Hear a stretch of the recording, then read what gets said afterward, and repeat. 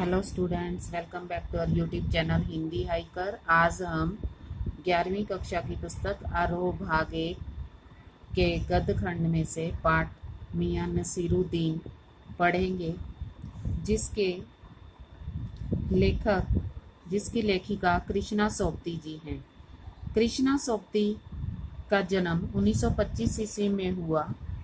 महिला कथा लेखिकाओं में अपनी विशिष्ट पहचान रखने वाली कृष्णा सोबती द्वारा रचित मियां नसीरुद्दीन एक शब्द चित्र है, जिसमें लेखिका ने खानदानी नानबाई मियां नसीरुद्दीन के व्यक्तित्व के विभिन्न पक्षों को उजागर किया है।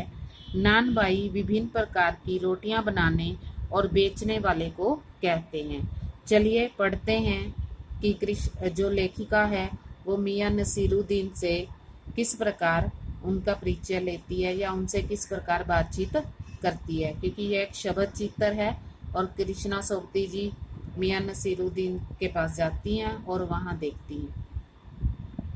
क्या पढ़ते हैं, देखते हैं। साहबो, उस दिन अपना मटिया महल की तरफ से न गुजर जाते तो राजनीति, साहित्य और कला के हजारों हजार मसीहों के धूम धड़के में नानबाइयों के मसीहा मियां नसीरुद्दीन को कैसे तो पहचानते और कैसे उठाते लुत्फ अपनी मसीही अंदाज का।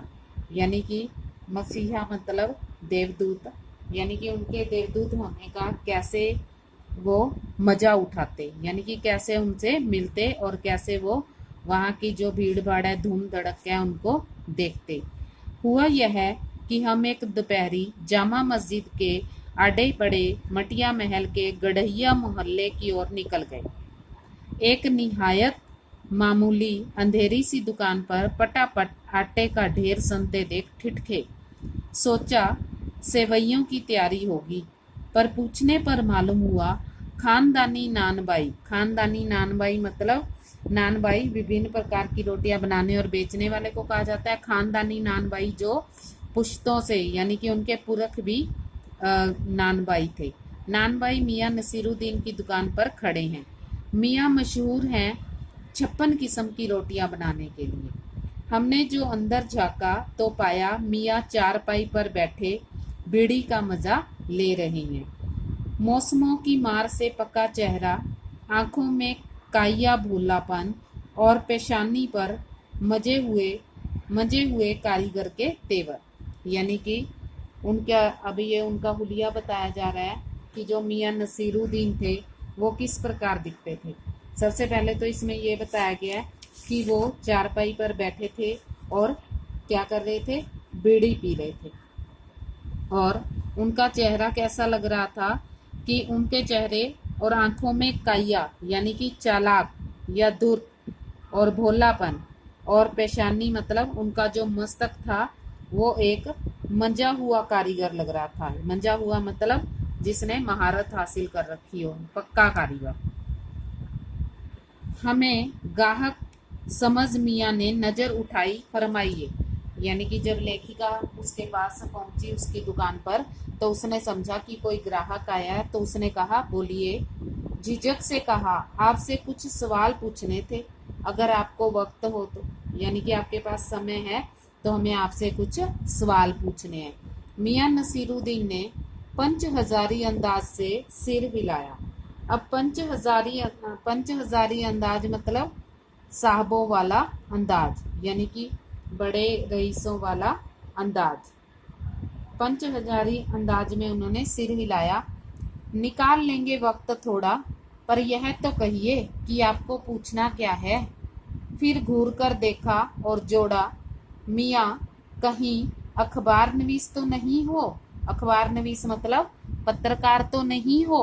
यह तो खोजियों की खुराफत है। खुराफत मतलब शरारत है खोज करने वालों की। हम तो अखबार बनाने वाले और अखबार पढ़ने वाले दोनों को ही निठल्ला समझते हैं।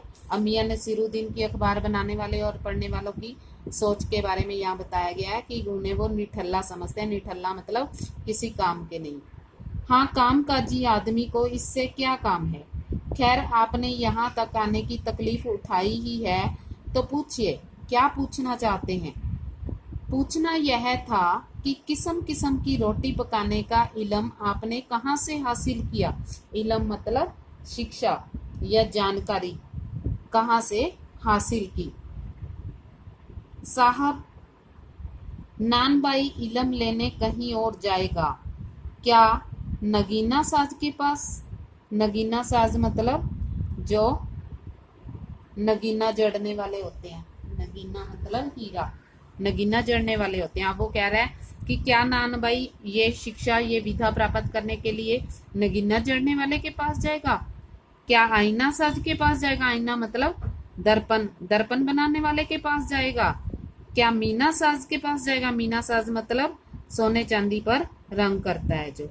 या फिर रफूगर, रफूगर मतलब, रफूगर से अभिप्राय यहाँ पर है कि जो रफूगर यानी कि जो कपड़े, फटे हुए कपड़ों को धागे से दोबारा जोड़ देता है, रंगरेज, रंगने वाला।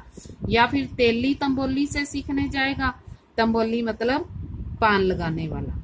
अब वो मजाक में इस बात को ले लेता है और लेखिका को कहता है कि क्या एक नान भाई रोटी पकाने वाला इन लोगों के पास सीखने जाएगा। क्या फरमा दिया साहब, यह तो हमारा खानदानी पेशा है। खानदानी पेशा मतलब उनके पिता दादा सब नान भाई का काम करते थे, उनके खानदानी पेशा है ये। हाँ, इल्म की बात पूछिए तो जो कुछ भी सीखा अपने वालिद उस्ताद से ही सीखा। वालिद मतलब पिता, उस्ताद गुरु, यानी कि उन्होंने अपने पिता से ही सीखा ये सब। मतलब यह है कि हम घर से निकले कि कोई पेशा अख्तियार करेंगे, यानी कि कोई पेशा ढूंढने के लिए जब वो घर से निकले अपनाने के लिए, जो बाप दादा का हुनर था वही उनसे पाया, यानी कि उनके बाप दादा जो भी काम करते थे वही उसने भी सीखा। और वालिद मरहूम के उड़ जाने पर आ बैठे उन्हीं के ठिये पर। ठिये मतलब उन्हीं की दुकान पर, और मरहूम मतलब जिसकी मृत्यु हो चुकी हो। जब उसके पिता की मृत्यु हो गई तो वो उन्हीं के ठिकाने पर आकर बैठ गई, यानी कि हुनर तो उनमें पहले से ही सीख लिया था, अब मृत्यु होने पर पिता की तो वो अपनी दुकान पर आकर बैठ गए। आपके वालिद, आपके पिता, क्वेश्चन मार्क लगा हुआ है, यानी कि लेखिका और भी उत्सुक है प्रश्न पूछने को। मियां नसीरुद्दीन की आंखें लम्हा भर को किसी भट्टी में गुम हो गई हों, यानी कि वो अपने पिता की याद में खो गए। लगा गहरी सोच में है, फिर सिर हिलाया। क्या आंखों के आगे चेहरा जिंदा हो गया।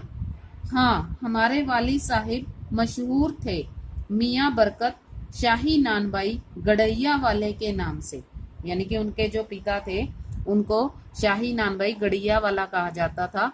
और उनके वालिद यानी कि हमारे दादा साहब थे आला नानबाई मियां कल्लन। अब उनके दादा का नाम है आला नानबाई मियां कल्लन और उनके पिता का नाम है शाही नानबाई गड़ैया वाले के नाम से उन्हें जाना जाता था, और उनके दादा को नानबाई मियां कल्लन के नाम से जाना जाता था। आपको इन दोनों में से किसी की भी कोई नसीहत याद हो। नसीहत मतलब जो उन्होंने उसे शिक्षा दी हो या उसे सीख दी हो, वो क्या आपको उनमें से किसी की एक सीख याद है। अब लेखिका उनसे पूछती है, नसीहत काहे की मियाँ, काम करने से आता है, नसीहतों से नहीं। अब वो कह रहा है कि काम तो करने से आता है, शिक्षा से नहीं, यानी कि अभ्यास करने से ही काम आता है। वजह फरमाया है, पर यह तो बताइए कि जब आप इस काम पर लगे तो वाली साहिब ने सीख के तौर पर कुछ तो सिखाया होगा। नसीरुद्दीन साहब ने जल्दी जल्दी 2-3 कश खींचे, यानी कि सांस खींची लंबी, फिर गला साफ किया और बड़े अंदाज से बोले, अगर आपको कुछ कहलवाना ही है तो बताए दिए देते हैं। आप जानो, जब बच्चा उस्ताद के यहाँ पढ़ने बैठता है तो उस्ताद कहता है। अब वो अपने गुरु के बारे में बता रहा है, अपने पिता के बारे में कि उन्होंने उसको कैसे शिक्षा दी। कह अलिफ, बच्चा कहता है अलिफ। कह बे, बच्चा कहता है बे। कह जीम, बच्चा कहता है जीम। अब अलिफ बे जीम ये सारे फारसी लिपि भाषा के अक्षर हैं। अब गुरु पढ़ाएगा तो भाषा तो सिखाएगा। इसी बीच उस्ताद जोर का एक हाथ सिर पर धरता है, फिर पिटाई भी होती है और शागिर्द चुपचाप परवान करता है। शागिर्द मतलब शिष्य। शिष्य अपने उस्ताद की पिटाई को भी स्वीकार करता है। समझे साहब, एक तो पढ़ाई ऐसी और दूसरी। बात बीच में छोड़ सामने से गुजरते मीर साहिब को आवाज दे डाली। अब उसकी बात का पूरा जवाब नहीं दिया कि एक तो पढ़ाई मुश्किल थी और दूसरे बताया नहीं। कहो भाई मीर साहिब, सुबह न आना हुआ पर क्यों? अब वो उस अन्य व्यक्ति से बात कर रहा है, मीर साहिब है जो। मीर साहिब ने सिर हिलाया। मियाँ अभी लौट के आते हैं तो आपको बताएंगे। आप दूसरी पढ़ाई की बाबत कुछ कह रहे थे ना? अब फिर वो पूछ लेती है कि अब दूसरी पढ़ाई के बारे में क्या कह रहे थे। इस बार मियाँ नसीरुद्दीन ने यूं सिर हिलाया कि सुकरात हो। हाँ, एक दूसरी पढ़ाई भी होती है। अब दूसरी पढ़ाई कौन सी होती है? सुनिए, अगर बच्चे को भेजा मदरसे तो बच्चा, मदरसे मतलब विद्यालय या स्कूल, न कच्ची में बैठा न बैठा वह पक्की में, न दूसरी में। कच्ची मतलब पढ़ाने से पहले की जो कक्षा होती है उसे कच्ची कक्षा कहा जाता है, फिर उसके बाद पक्की जिसमें पढ़ाया जाता है, फिर दूसरी में, और जा बैठा तीसरी में, यानी कि सीधा तीसरी कक्षा में पहुंच गया। हम यह पूछेंगे कि उन 3 जमातों में क्या हुआ, क्या हुआ उन 3 क्लासों में। अपना ख्याल था कि मियाँ नसीरुद्दीन नानबाई अपनी बात का निचोड़ भी निकालेंगे, पर वह हम ही पर दागते रहे मतलब उसी से प्रश्न पूछते रहे। आप ही बताइए उन 2-3 जमातों का क्या हुआ? यह बात मेरी समझ के तो बाहर है। इस बार शाही नानबाई मियाँ कल्लन के पोते अपने बचे खुचे दांतों से खिलखिला के हंस दिए, यानी कि वो हंसने लग गया। मतलब मेरा क्या साफ न था? लो साहिबो, अभी साफ हुआ जाता है, जरा सी देर को मान लीजिए। हम बर्तन धोना न सीखते, हम भट्टी बनाना न सीखते, भट्टी को आंच देना न सीखते। इस प्रकार जो नानबाई है वो लेखिका को प्रश्न कर करके उलझा रहा है।